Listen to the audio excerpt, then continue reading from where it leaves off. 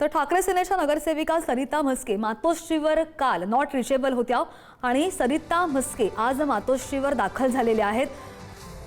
ही दृश्य आपण त्यांच्या गाड्यांचा ताफा पाहतोय। काल सरिता म्हस्के या नॉट रिचेबल होत्या आणि आज आता मातोश्रीवर उद्धव ठाकरे यांची भेट घेण्यासाठी ते दाखल झालेले आहेत। त्या काय स्टेटमेंट देतात याकडे सगळ्यांचं लक्ष असेल। ठाकरे सेनेच्या नगरसेविका होत्या त्या सरिता म्हस्के या आता सध्या मातोश्रीवर दाखल झालेल्या आहेत आणि त्यांचं काय बोलणं होतं, काय स्पष्टीकरण त्या देतात, नॉट रिचेबलचं काय स्पष्टीकरण देतात हे सुद्धा पाहणं महत्त्वाचं असेल।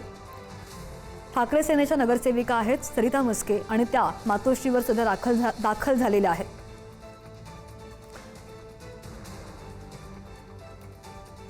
आणि काल आपण पाहिलं असेल की त्यांनी नार्वेकरांची भेट सुद्धा घेतलेली आहे, मात्र स्पष्टीकरण त्या मातोश्रीवर येऊन उद्धव ठाकरेंनाच देतील। आणि या संदर्भात आणखी जाणून घेणार आमचे प्रतिनिधी पद्मेश आपल्या सोबत आहेत। पद्मेश, काल सरिता म्हस्के नॉट रिचेबल होत्या, आज उद्धव ठाकरेंची भेट घेण्यासाठी येत आहेत, अत्यंत महत्त्वाचा टप्पा म्हणावा लागेल हा।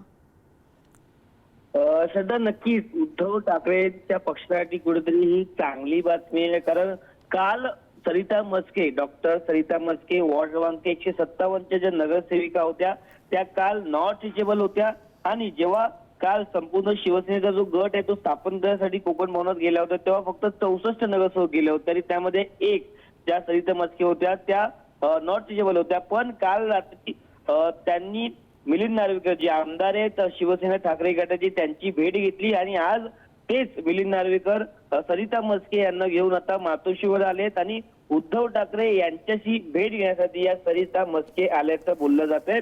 काल अशी बातमी देखील आली की सरिता म्हस्के या शिंदे गटाच्या संपर्कात आहेत, पण आता अखेर ज्या सरिता म्हस्के आहेत ते मातोश्रीवर दाखल झाले आहेत। त्या उद्धव ठाकरे आणि त्याचबरोबर आदित्य ठाकरे यांच्याशी चर्चा करतील आणि आजच ते कोकण भवनात जाऊन रजिस्टर करतील। अगदी नाही बरोबर। आणि या सगळ्या चर्चांना आता या आल्यामुळे पूर्णविराम मिळालेला आहे। पद्मेश, अपडेट घेत राहू, धन्यवाद दिले त्या सगळ्या सविस्तर अपडेटसाठी।